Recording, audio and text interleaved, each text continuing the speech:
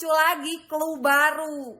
Jadi viral lagi nih videonya Mas Kaesang lagi main Tamiya sama bapaknya.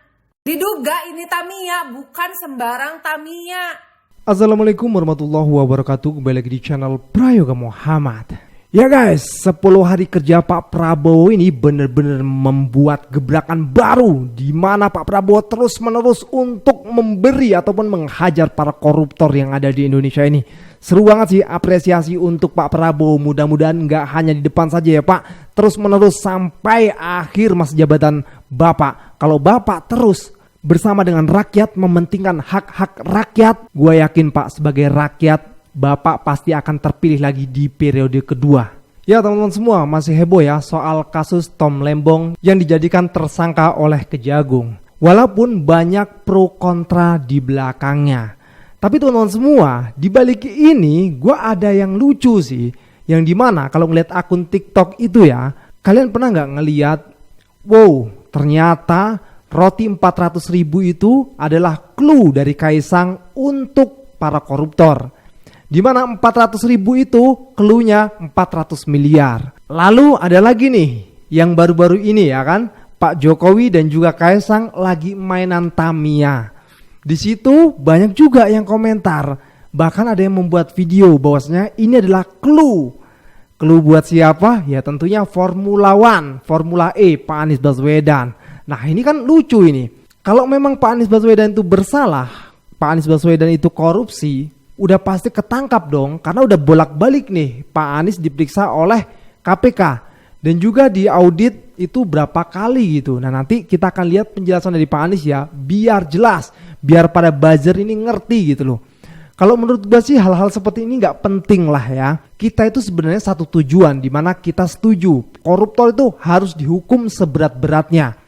Penegakan hukum untuk para koruptor itu wajib, tapi jangan tebang pilih gitu loh. Dan juga, nah kalau di kasus Tom Lembong sendiri ini kan banyak keanehan gitu ya. Akhirnya banyak rakyat itu mengatakan ini sih politis sekali gitu, ya kan?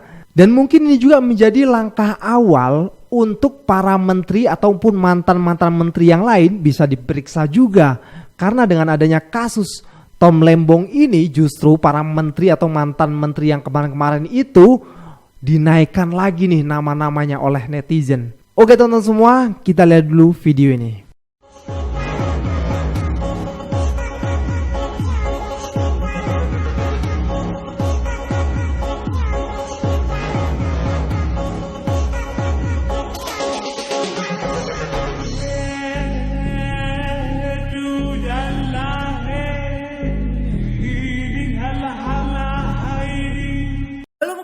Roti 400.000 yang katanya ada kaitannya sama kasus Tom Lembong yang 400 miliar itu sekarang udah muncul lagi clue baru.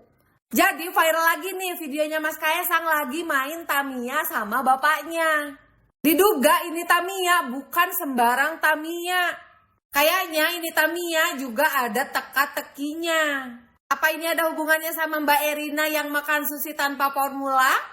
Atau ada hubungannya juga sama Ibu Iriana yang minum tolak angin di acara negara? Nggak tahu juga, cuman setahu gua Angin emang nggak punya KTP. Kocak sih ini, kalau menurut gua kocak banget mbaknya ini. Ya tau lah ya apa yang mbaknya ini maksud gitu ya. Angin nggak punya KTP, ya kan, makan di rumah sakit tanpa formula. Ya udahlah, kita tahu lah ya tujuannya itu kemana. Emang buzzer ini kocak-kocak sih ya. Apa hubungannya gitu loh. Ayo guys, kita ketawa dulu guys. Ya gini ya, kalau memang Pak Anies bersalah dan korupsi, ayo tegakkan hukum. Periksa lagi Pak Anies Baswedan, buktikan kalau memang beliau korupsi. Kalau korupsi, jebloskan di penjara. Hukum seberat-beratnya. Nah tapi ini ada tapinya nih guys, harus rata juga dong, jangan cuma Pak Anies, yang lainnya, menteri-menteri ataupun mantan menteri. Bahkan banyak yang mengatakan tuh, menteri-menteri yang berada di dalam kabinet Pak Prabowo itu pernah diperiksa oleh KPK beberapa kali gitu. Nah itu mungkin coba bisa diteruskan oleh Kejagung, ya kan? Jadi kita bisa maju bareng nih menyuarakan untuk para koruptor dihabiskan gitu loh. Nah sekarang kita lihat sih bagaimana formula ini, apakah memang Pak Anies korup di situ kan. Nah, ini penjelasan dari Pak Anies. Kita lihat videonya. Mas Anies, Anda korupsi nggak di Formula E? Jawaban Anda apa? Tidak. Tidak korupsi. Anda punya keyakinan bisa membuktikan kelak kalau ada orang yang ingin atau yang membawa bukti-bukti? Tidak ada korupsi sama sekali. Saya tidak melakukan korupsi dan itu bisa dilihat dari semua laporan yang ada. Keyakinan orang-orang yang berseberangan dengan Anda atau yang mengkritisi Anda bahwa memang ada korupsi di Formula E ini. Ketika ada sebuah kegiatan yang menggunakan keuangan negara, maka kegiatan itu harus bisa dipertanggungjawabkan dan harus kemudian dilakukan audit oleh auditor negara. Auditor negara ini yang kemudian nanti akan memeriksa apakah semua kegiatan di sini itu sesuai dengan ketentuan atau tidak, termasuk di dalamnya bila ada praktek penyimpangan atau tidak. Siapa auditornya? BPK. Kegiatan Formula E itu pembayaran dilakukan 2 kali, Bang. Ini berbeda dengan misalnya kalau kita bangun gedung, ada transaksi ribuan kali. Kalau kegiatan Formula E itu hanya 2 kali transaksi di tahun 2019. Sudah diaudit kapan? Tahun 2020 sudah diaudit oleh BPK. 2021 diaudit lagi oleh BPK. 2022 diaudit lagi oleh BPK. Saya rasa nggak banyak tuh, Bang, kegiatan yang sampai diaudit sampai 3 kali direview. Dan dari 3 kali review, 2 kali pembayaran itu tidak ditemukan ada masalah. Jadi dari situ kemudian kita boleh menyimpulkan. Tapi kalau sekedar mengatakan, Bang Andi, belum tentu yang dikatakan itu faktual. Problem yang sering kita alami adalah dikatakan terus-menerus, Bang Andi.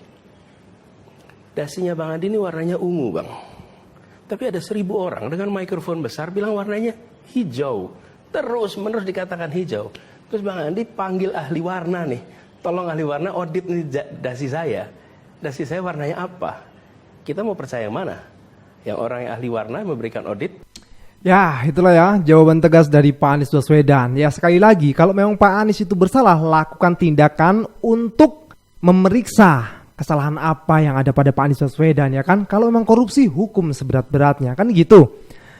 Ya, kita nggak boleh tebang pilih ya. Pokoknya siapapun itu, kalau memang koruptor, memang korupsi, ya harus ditegakkan hukum yang seberat-beratnya. Oke, sekarang kita kembali ya ke kasus Tom Lembong yang memang lagi rame banget masyarakat ini membicarakan gitu. Ada pro dan kontra di sana. Tapi sejauh ini sudah ada ya tim hukum dari Tom Lembong sendiri yang dimana hari ini pun Tom Lembong diperiksa lagi oleh Kejagung ya. Coba kita lihat dulu video ini.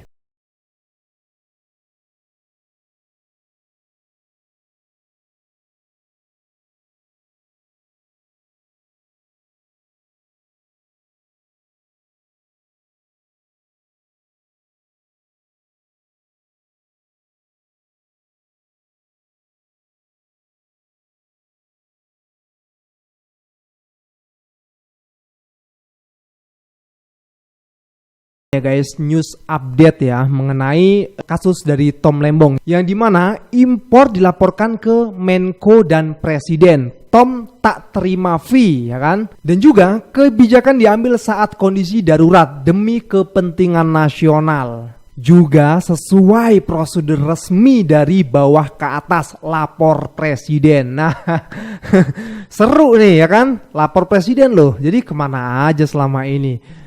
Di sini Tom Lembong menegaskan ya bahwasanya beliau tidak mendapatkan fee. Jadi ini jelas gitu ya, clear gitu kalau memang beliau tidak mendapatkan fee. Lalu apa nih yang dipermasalahkan ya kan? Jadi kita harus pantau terus kasus dari Tom Lembong. Seru nih, seru. Kita lanjut lagi guys ke videonya. Udah tahu belum? Tom Lembong teman dekatnya Anies jadi tersangka kasus korupsi, Pak. Hah? Korupsi apa emang? Kalau kata Kejagung sih, dia punya peran di kasus korupsi impor gula waktu jadi Menteri Perdagangan, Pak. Lah, udah lama banget dong berarti. 9 tahun loh. Itulah masalahnya. Makanya gue ngerasa ada yang janggal di kasus ini, Pak. Ah, gimana tuh? Pertama, penyidikan kasus ini mulainya tuh tanggal 23 Oktober 2023. Dan tanggal 25-nya itu penutupan pendaftaran Capres-Cawapres, Pak. Oh, nunggu momen. Berarti kalau bukti-buktinya komplit sebelum pencoblosan, waduh. Terus, yang kedua, ini kan sebenarnya salahnya dia terbitin kebijakan impor gula di tahun 2015 yang sebenarnya kita nggak lagi butuh. Terus dia juga salah kasih izin. Harusnya cuma BUMN yang boleh impor, tapi dia malah kasih izin ke swasta juga. Nah, sekarang gue tanya deh, kalau perkara kebijakannya nggak sesuai, terus apa bedanya sama Jokowi yang ngeluarin Perpu Cipta Kerja, padahal nggak sesuai sama undang-undang pembentukan Perpu? Iya juga sih. Toh kalau emang pemberian izinnya bermasalah, sekelas eksekutif loh. Masa iya kayak Menko-nya, Presiden, Wapres, selama itu nggak ada yang tahu sih? Nah, aneh kan? Makanya gue juga penasaran. Habis ini siapa lagi ya? Kejanggalan yang pertama, ini tuh kasus 2015. Tapi kenapa ke up-nya tuh sekarang? Nah, sedangkan ketika 2015 itu kan Presiden Joko Widodo. 2019 ke 2024 juga Presiden Joko Widodo. Di sini sebenarnya dengan sistematis yang seperti sekarang ini secara tidak langsung kita tuh diberitahu kalau misalnya kabinet Joko Widodo itu kurang gitu, jelek gitu kabinetnya gitu.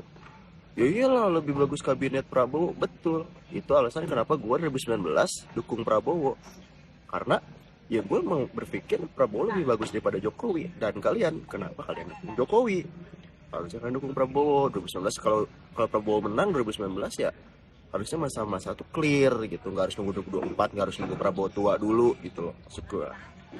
Nah, yang selanjutnya ini Kejagung aneh juga gitu. Anehnya tuh why belum terbukti kalau misalnya ada aliran uangnya ke Tom Lembong, tapi Tom Lembongnya udah dijadikan tersangka, udah pakai rompi tersangka, udah masuk ke tahanan. Lagian ya menurut gue Kejagung nih kayak cewek, tau gak sih, kayak orang tuh belum tentu salah tapi udah kayak kamu pasti salah, udah pokoknya kamu salah gitu, padahal buktinya belum ada gitu loh. Terus main hukum, main kepret aja gitu, padahal belum tentu gitu loh. Kayak ini Kejagung lagi puber apa gimana ya, gue bingung juga gue nih. Ya itu sih kalau dari gue ya. Jadi ya silakan buktikan, tapi jangan bukti yang dibuat-buat.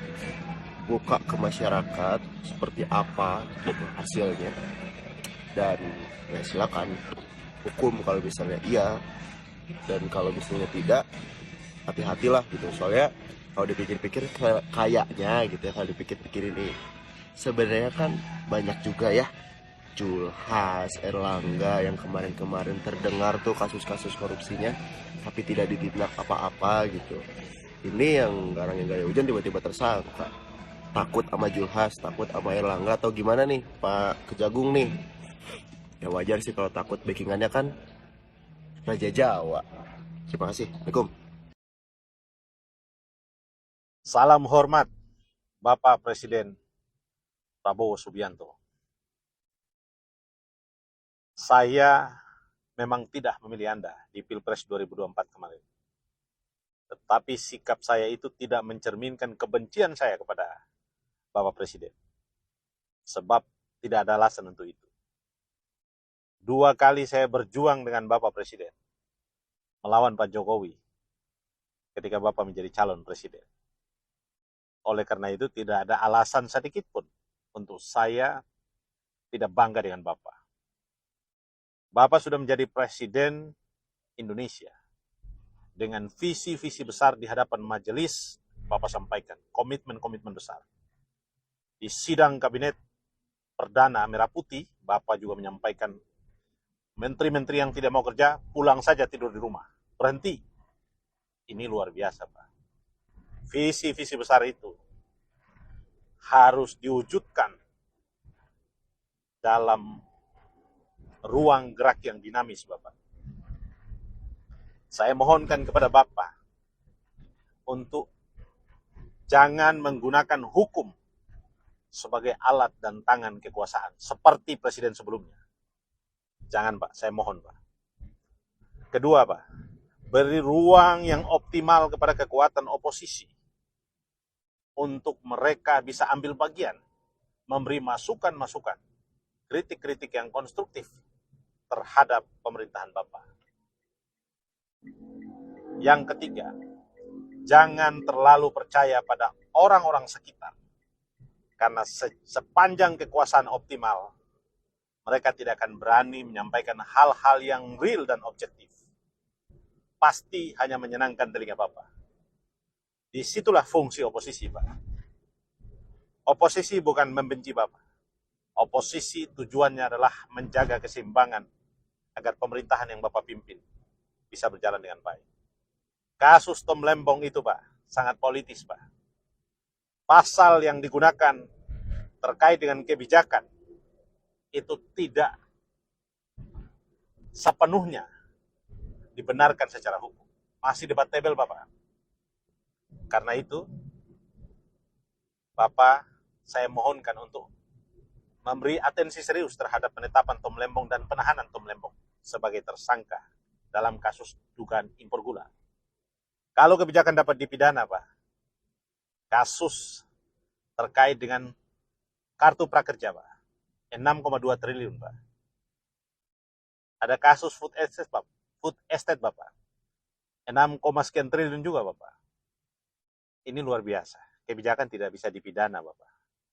Karena itu saya mohonkan kepada Bapak untuk benar-benar menjalankan kekuasaan seadil-adilnya, sesuai dengan janji Bapak. Pilpres 2029, jika Bapak berdiri tegak, menjalankan hukum seadil-adilnya, menindak para koruptor setegas-tegasnya, tidak ada calon presiden yang bisa menandingi Bapak, Pak. Kami semua pasti akan memberi dukungan untuk Bapak melanjutkan kepemimpinan pada periode berikutnya. Sudah pasti, Pak. Saya yakin betul, Pak. Asal Bapak bertindak adil, menjalankan kekuasaan sesuai dengan harapan seluruh rakyat Indonesia, Pak. Saya kira semua akan mendukung Bapak. Hormat, Pak.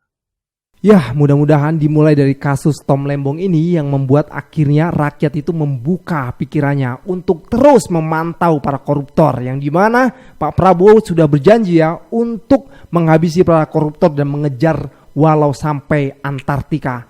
Mantap Pak Prabowo. Sekian dari gua, Bragam Muhammad. Wassalamualaikum warahmatullahi wabarakatuh.